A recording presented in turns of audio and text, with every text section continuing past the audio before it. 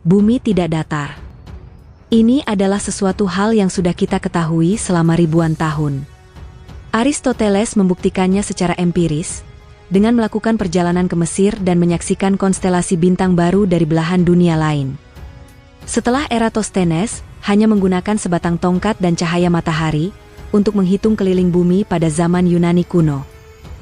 Namun, sepanjang sejarah, sekelompok orang terus-menerus muncul kembali, untuk mendorong gagasan bahwa bumi kita yang mengambang di luar angkasa ini, sebenarnya datar.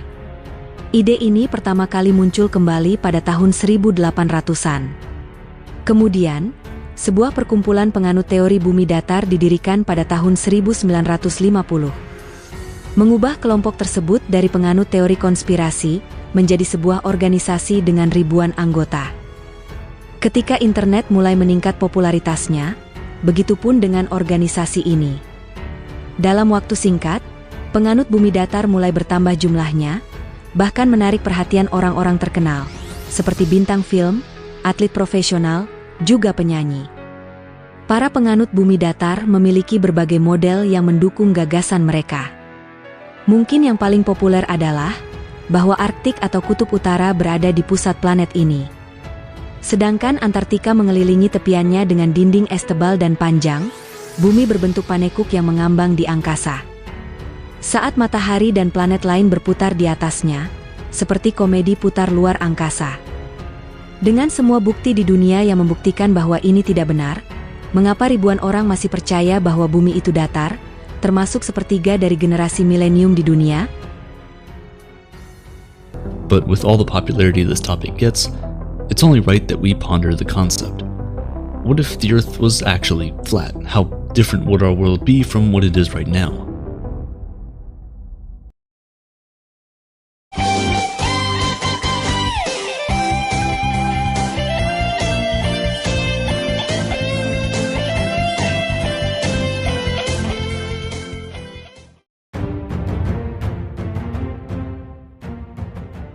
Pertama, jika bumi itu datar, maka semua orang akan mati. Karena gravitasi. Pemahaman kita tentang gravitasi telah berkembang selama bertahun-tahun, dari sekedar gaya yang menarik kita ke pusat masanya, menjadi konsep yang lebih baru lagi.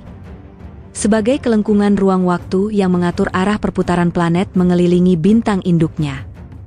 Gravitasi adalah alasan mengapa bumi dan semua planet lainnya berbentuk bulat. Membayangkan bumi datar berarti gravitasi seperti yang kita ketahui pasti tidak berpengaruh, namun, mari kita asumsikan bahwa gravitasi masih memiliki pengaruh. Tidak jelas, bagaimana gravitasi akan bekerja di planet datar. Mengetahui apa yang kita lakukan, menunjukkan bahwa ia akan menarik ke arah pusat bumi yang berbentuk cakram, di Kutub Utara atau Arktik. Artinya, semakin jauh Anda dari pusat cakram, semakin kuat gravitasi yang menarik Anda kembali ke pusat. Akibatnya, upaya untuk mencapai dinding es Antartika yang seharusnya berada di tepian akan menjadi mustahil. Karena tarikan gravitasi akan membuat kita seolah-olah sedang mendaki bukit yang semakin curam. Samudra, laut, sungai, aliran air dan semua badan air lainnya akan bertemu di pusat planet ini. Hujan, salju, serta hujan es juga akan jatuh ke arah pusat, sementara pepohonan akan tumbuh secara diagonal. Dampak gravitasi bumi datar tidak berhenti di sini. Karena semakin banyak udara yang terhisap ke pusat bumi, maka akan tercipta atmosfer yang sempit di dekat Kutub Utara, dan tidak memiliki cukup oksigen untuk bernapas di tepi luarnya. Bumi sudah tidak dapat dihuni lagi oleh kehidupan seperti yang kita ketahui, dan ini baru permulaan. Tanpa bentuknya yang bulat, planet kita akan kehilangan struktur berlapisnya dan berperilaku sangat berbeda. Bumi tersusun atas 3 lapisan. Material yang paling padat berada di inti, material yang lebih ringan membentuk mantel, dan material yang paling ringan membentuk kerak. Inti luar terdiri dari besi cair dan nikel yang bertindak sebagai magnet raksasa, menciptakan medan magnet bumi. Inilah yang melindungi atmosfer kita dari badai matahari yang berbahaya, dan tanpanya, atmosfer kita akan hancur. Lautan kita akan meluap keluar angkasa, meninggalkan bumi menjadi daratan tandus dan tak bernyawa, mirip Mars. Namun, Andaikan kita berhasil bertahan hidup dari semua cara gravitasi yang melelahkan untuk menghancurkan kita, pengalaman hidup kita di planet berbentuk cakram akan tetap sangat berbeda. Meratakan bumi akan meningkatkan luas permukaannya 2,5 kali lipat. Ini berarti perjalanan melintasi planet, bukan mengitarinya, akan memakan waktu lebih lama. Kecil kemungkinan satelit akan mampu mengorbit, atau lebih tepatnya melayang di atas bumi yang datar. Tanpa satelit, kita akan kehilangan akses GPS, sehingga kita tak memiliki navigasi, waktu yang tersinkronisasi, atau kemampuan untuk melakukan segala jenis transaksi keuangan global. Tak adanya satelit juga berarti kita tak akan mempelajari planet kita dari atmosfer. Misalnya GRACE, Gravity Recovery and Climate Experiment, adalah satelit yang diluncurkan pada tahun 2002 untuk melakukan pengukuran rinci bumi dan mengumpulkan data, guna meningkatkan pemahaman kita tentang pola iklim global. Tanpa satelit tersebut, pemahaman kita tentang planet kita akan terbatas. Untuk waktu yang lama, manusia mengira bahwa kita berada di pusat alam semesta. Baru pada tahun 1543, ilmuwan Polandia, Nicolaus Copernicus pertama kali mengajukan hipotesis bahwa planet kita hanyalah planet lain yang berputar mengelilingi sebuah bintang. Namun hampir 500 tahun kemudian, penganut bumi datar masih percaya bahwa kita berada di pusat alam semesta. Mereka mengusulkan ini melalui dua model. Model pertama, matahari berputar di atas bumi, memancarkan cahaya dan kehangatannya ke wilayah tertentu seperti lampu meja berdaya tinggi. Jika dunia kita seperti ini, kita seharusnya dapat melihat matahari dari mana saja, meskipun saat ini matahari tidak bersinar di wilayah tersebut.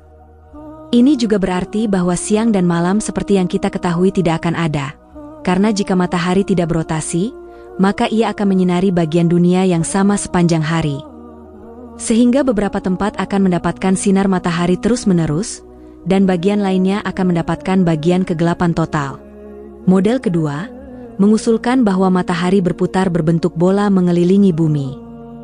Jika ini terjadi, seluruh planet kita akan mengalami siang dan malam secara bersamaan, karena seluruh planet menjadi terang dan gelap dalam waktu yang bersamaan. Dalam kedua model ini, tidak akan ada zona waktu, tidak ada musim, dan tidak ada bulan di atmosfer kita yang menipis. Pemandangan langit malam akan sama dari manapun di dunia, dan pandangan kita keluar angkasa akan terbatas pada bagian galaksi yang berbeda tepat di atas kita. Karena sekali lagi, tanpa rotasi, kita akan terus menatap hal yang sama setiap kali kita melihat ke atas. Jika matahari sebesar saat ini, ia akan membakar planet ini. Jika sekecil yang dikemukakan teori bumi datar, maka bumi akan membeku, karena sinar matahari tidak akan mampu menjangkau luas permukaannya yang bertambah. Tampaknya semua pengulangan teori bumi datar berakhir dengan kehancuran planet kita dan isinya. Bukankah fakta bahwa kita masih hidup sudah cukup menjadi bukti bahwa bumi itu bulat? Secara teori, seharusnya begitu, namun fakta tidak mengubah pikiran. Faktanya manusia telah lama mengetahui bahwa bumi itu bulat. Sekitar tahun 500 sebelum Masehi, Pythagoras pertama kali mengusulkan bahwa bumi itu bulat. Meskipun temuannya tidak didasarkan pada bukti fisik apapun, ia percaya, bersama dengan banyak orang Yunani setelahnya, bahwa bentuk bulat adalah yang paling masuk akal. Lebih dari 1 abad kemudian, Aristoteles muncul sebagai orang pertama yang memberikan bukti empiris mengenai bentuk bumi yang bulat. Dengan mencantumkan banyak argumen seperti hilangnya lambung kapal terlebih dahulu ketika berlayar di atas cakrawala, bayangan bumi yang bulat di bulan selama gerhana bulan, dan konstelasi yang berbeda terlihat di lintang yang berbeda. Bangsa Yunani begitu yakin bahwa planet kita berbentuk bulat, bahkan di masa di mana teknologi sangat terbatas, sampai-sampai mereka mengukur ukurannya. Pada tahun 276 sebelum Masehi, Eratosthenes menentukan keliling bumi sebesar 40.250 hingga 45.900 km. Dengan menggunakan bayangan tongkat untuk mengukur perpindahan sudut matahari di dua lokasi berbeda. Dia kemudian mengkalikan sudut dengan jarak antara dua lokasi dan memberi kita perkiraan pertama tentang ukuran planet ini. Dan hal yang luar biasa adalah, dia tidak terlalu jauh dari itu. Keliling bumi sebenarnya adalah 40.700 km. Jika Anda bertanya, kami mengukurnya menggunakan pesawat ruang angkasa yang mengorbit. Selain dari prestasi yang sangat mengagumkan tersebut, mengukur bumi dengan menggunakan pergeseran sudut matahari di dua lokasi juga merupakan bukti lain yang membuktikan bahwa bumi itu bulat. Pada bidang datar, bayangan yang dihasilkan matahari akan memiliki panjang yang sama di mana saja. Hanya karena kelengkungan bumi, maka matahari dapat menyinari satu bagian bumi pada satu sudut, dan bagian bumi lainnya pada sudut yang berbeda, yang menyebabkan satu bayangan tampak lebih panjang daripada yang lain. Mengikuti Yunani, cendekiawan Islam membuat pengukuran lebih maju pada abad ke-9, kemudian navigator Eropa mengelilingi dunia pada abad ke-16. Akhirnya pada abad ke-20, kita mengirim wahana antariksa, satelit, dan wahana penjelajahan keluar angkasa, yang semuanya membawa kembali gambar menakjubkan dari planet biru tercinta kita. Berkali-kali, melalui berbagai penelitian yang dilakukan oleh berbagai komunitas di seluruh dunia yang tidak sepakat pada banyak hal, kita telah membuktikan secara empiris, matematis, dan ilmiah bahwa bumi ini berbentuk bulat. Tapi sejujurnya, yang penting bukan buktinya. Percaya pada bumi datar merupakan bentuk penyangkalan ilmiah, di mana orang-orang mempertanyakan sepenuhnya premis utama di balik gagasan ilmiah. Penyangkalan terhadap sains biasanya dikaitkan dengan mentalitas konspirasi yang membuat orang rentan terhadap ideologi yang salah tentang semua hal yang berbau sains.